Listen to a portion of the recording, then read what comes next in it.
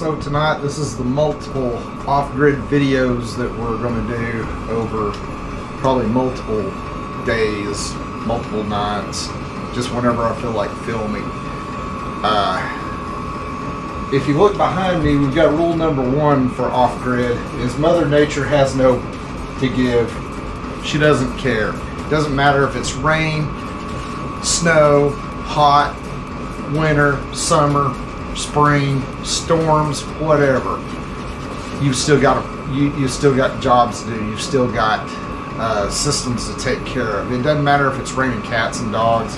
It doesn't matter if you have a generator breakdown. It just doesn't matter. You're going to have to learn how to deal with things on the fly 100%. And do it in some extreme weather conditions. Luckily here in Oklahoma, weather's not horrible. It's pretty temperate winters, but summers are really hot. We've seen temperatures in southeastern Oklahoma all the way up to 107 degrees.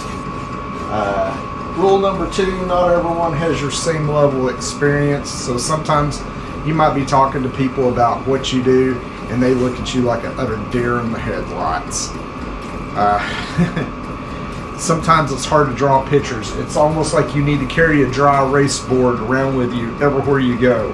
I used to work at a place that we had a medical director, a doctor that was our medical director, and he would pull out the dry erase board and start drawing pictures and all kinds of things like we were a bunch of dumbasses, which compared to him we were.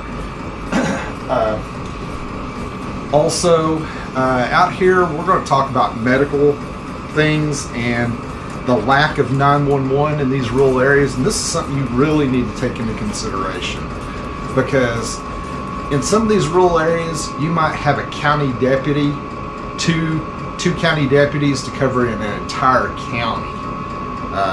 Latimer County is a big county, and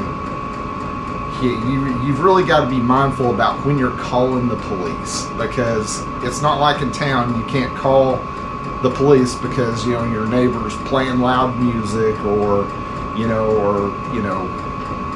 doing something loud that you're not a greatest fan of or whatever. I mean, just those little annoying things that people call the police for all the time in town, you can't do that out here. These guys are too short-handed to run on just silly BS stuff. I heard a noise outside. Well, you need to have a boomstick just in case. I mean, it's just part of living out here. Also, medical. My next video, I'm going to make some first aid videos. Out here, you're 911. You need to learn basic first aid, and I don't mean applying a Band-Aid. On the ambulance, there's a lot of times where we have people walk up to us and it's like, do you have a Band-Aid? I rarely carry Band-Aids on an ambulance, just to be honest. If you need a Band-Aid, you don't need an ambulance. We're going to cover tourniquets in the next video. We're going to cover applying direct pressure. One of the big things that kill people in trauma is bleeding, whether it's internal bleeding or external bleeding. External bleeding, you can control. Internal bleeding, these people need hot lights and cold steel, which means rapid surgical intervention. A lot of the flight services in this area carry blood, but that's not always a guaranteed thing. Just because you've got helicopters in the area doesn't mean that weather is going to be conducive to getting a helicopter. So one of the local ground EMS services I work for part-time, they're eventually looking at getting blood product. They've been kind of tossing the idea around, but still it's it's limited in a lot of places. A lot of ground trucks do not carry blood products. So in trauma, tourniquets and blood is what saves a lot of people.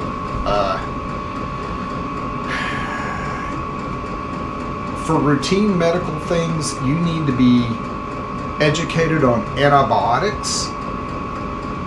What kind of antibiotics can be used for what kind of infections. Skin infections have certain kind of antibiotics that are better than other antibiotics, GI infections, like everything from sinus infections to just whatever. You need to understand, basically in so many words, I'm saying it wouldn't be a bad idea to keep a round of antibiotics of some sort, just a broad spectrum of stuff out here, just in case. You never know. You may get snowed in for a week. Depends on where you're at. Freak snowstorms happen. I mean, it's just part of nature. Mother Nature has no to give, period. You got to keep that in mind. Also, you need to know where your resources are and how far they're going to be coming from. You need to understand the concept of basic CPR and know your location, be able to give solid directions to any 911 service. Whenever you call 911, you need to understand what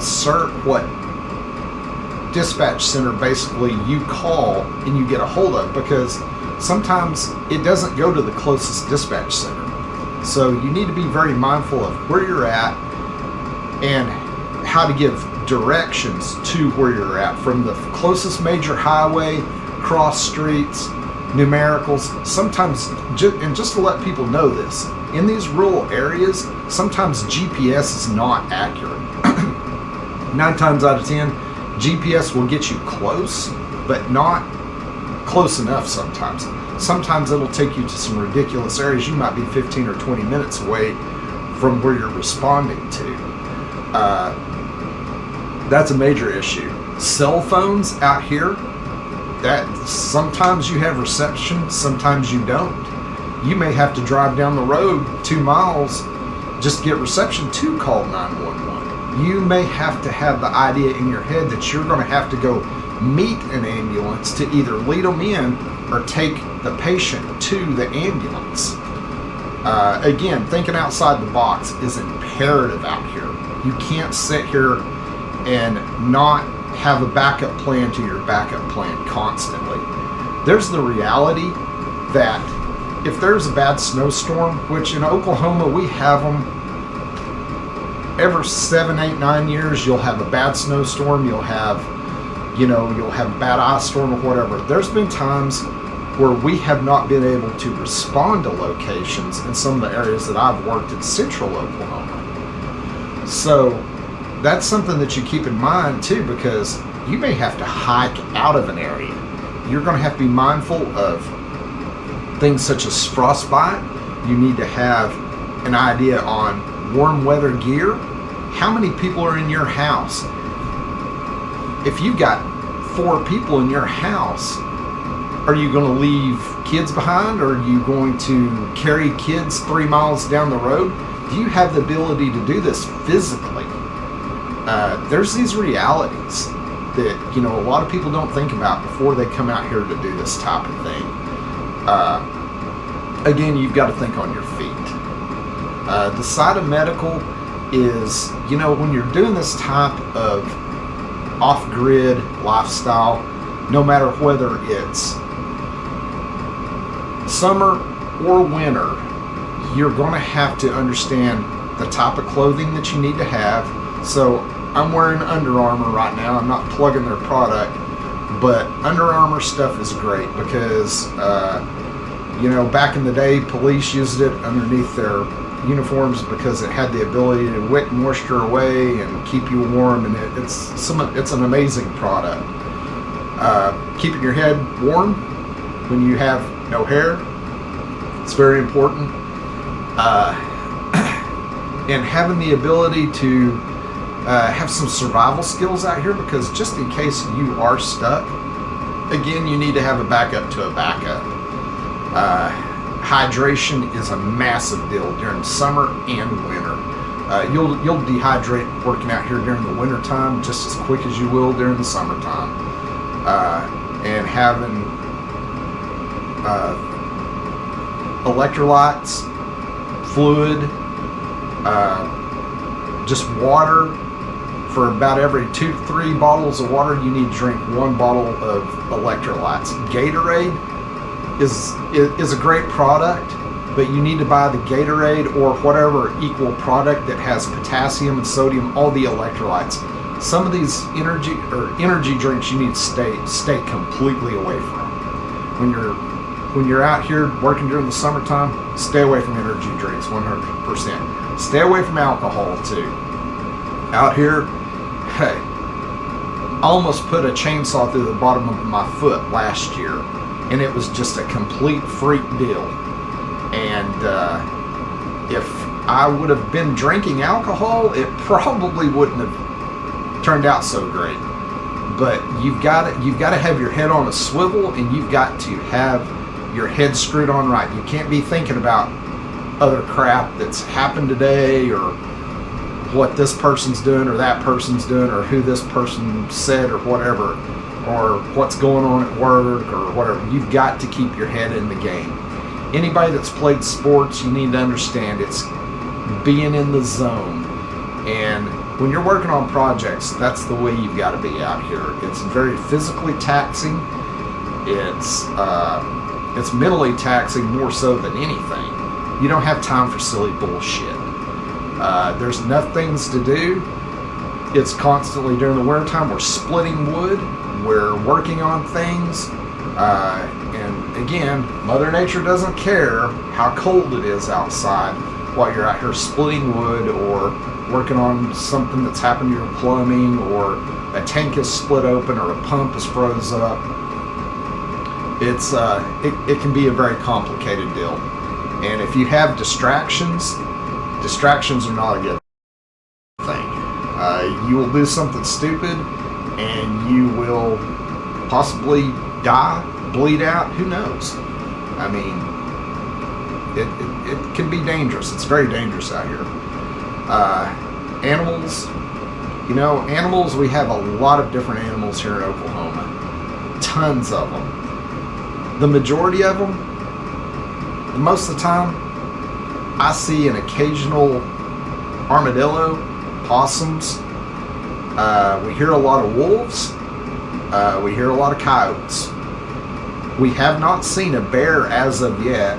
We've seen coyotes, cougars, and bobcats, all on trail cams that we have set up.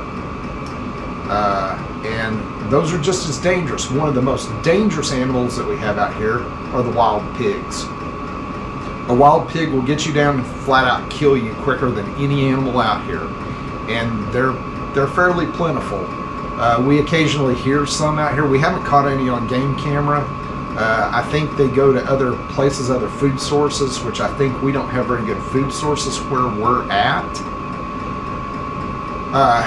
But just as sure as I say that, we'll run up on one.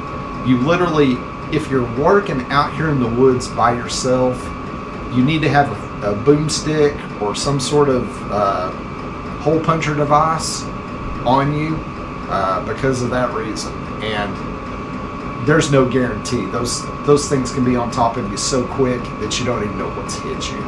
And by the time you get your weapon pulled, it's their tusks are razor sharp, and they go for your legs first. And again, that's why it's good to have tourniquets with you, just a basic first aid kit that you can stop bleeding. That's the main thing. You're so far out here, if you get into a situation where you're having to provide airways for somebody or different things, and you're having to perform CPR and things of that sort, the outcome probably isn't going to be the greatest.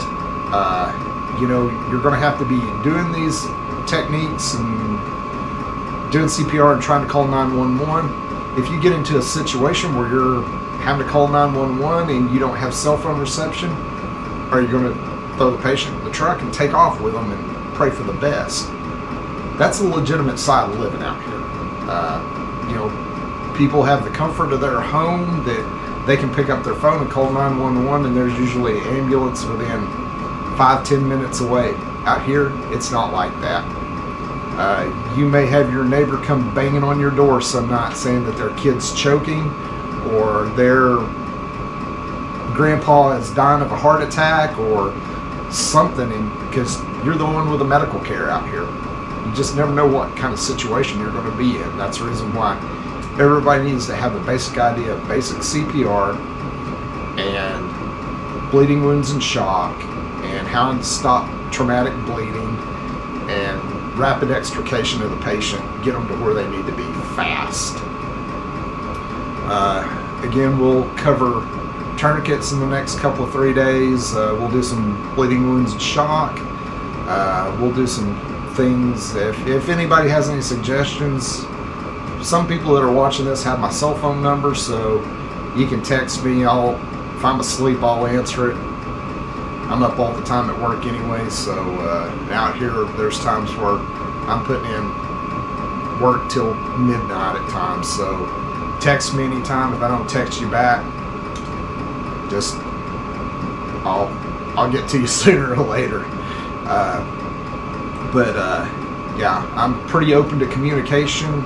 Sometimes I get busy and I forget, so you got to text me 2 or 3 times or I'll completely forget. But out here we'll take time away from you completely. It's like my kids tend to see me on our cameras that are basically open to basically cell phone service. Basically, they can look at me on the cameras all the time. We talk to each other, and I mean, they can look at my camera views all the time. So you're not completely alone at times, but it gets a little strange out here. But yeah, if anybody has any questions, my email is SeanGinnis@yahoo.com. It's spelled weird. It's SHONGINNIS@yahoo.com. I'll do consulting with anybody that's interested in doing this lifestyle, and I'll try to talk you out of doing this, because this is very difficult to do. I'll help you get set up in the ways that you need to get set up, that gets all the basic things running, and I'll tell you how to do this. It's very time consuming, and it's hard to do it by yourself. But if anybody has any questions, give me a shout.